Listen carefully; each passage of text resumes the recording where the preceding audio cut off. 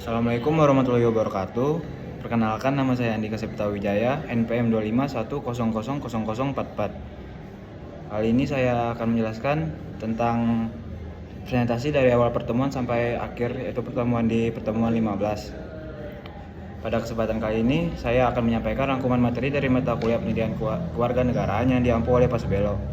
Video ini dibuat sebagai bentuk refleksi dan pemahaman dari materi yang sudah dipelajari selama perkuliahan. Penyampaiannya santai aja, tapi semoga terjelas dan bisa dipahami. Yang pertama itu berani bicara dan berpikir kritis. Di awal perkuliahan, kita tidak langsung masuk ke teori-teori besar tentang negara atau konstitusi. Justru yang pertama kali diajarkan adalah bagaimana kita sebagai mahasiswa berani berbicara di depan banyak orang. Kita dilatih untuk menyampaikan pendapat, berdiskusi, dan tidak takut salah. Selain itu, kita juga dibiasakan untuk berpikir kritis, terutama dalam menyusun pertanyaan.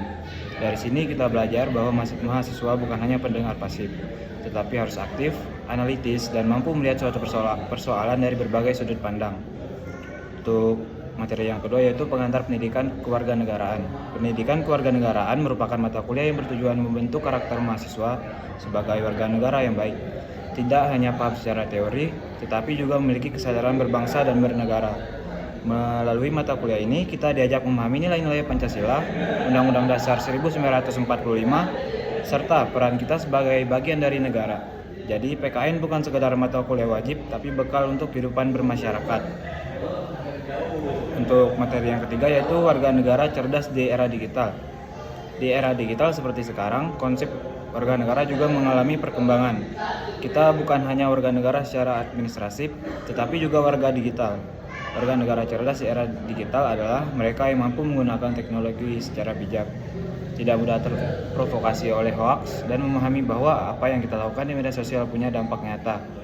Cerdas di sini bukan cuma soal teknologi, tetapi juga soal etika, tanggung jawab, dan kesadaran sosial.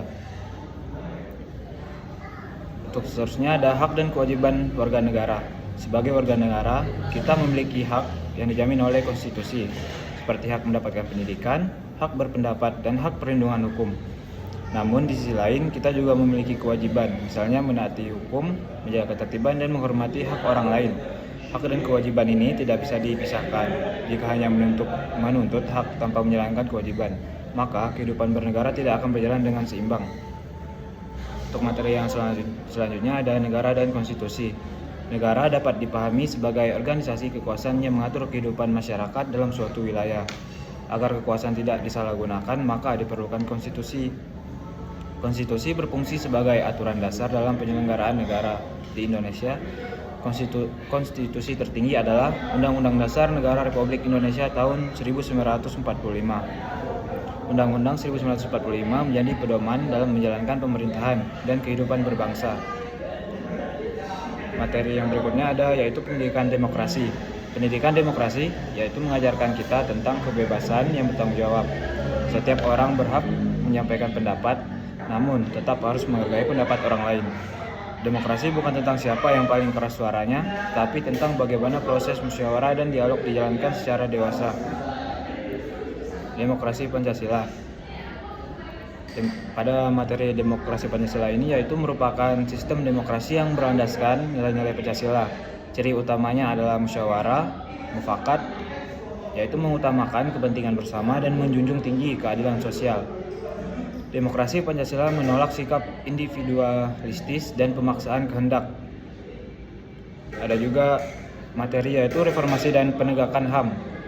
Reformasi di Indonesia membawa perubahan besar dalam sistem ketatanegaraan, termasuk dalam hal penegakan hak asasi manusia. HAM merupakan hak dasar yang melekat pada setiap manusia sejak lahir. Oleh karena itu, negara memiliki kewajiban untuk menghormati, melindungi, dan menegakkan HAM tanpa membeda-bedakan antara satu sama lain. Terus ada materi bela negara, yaitu dalam bela negara sering disalahartikan hanya sebagai kegiatan militer.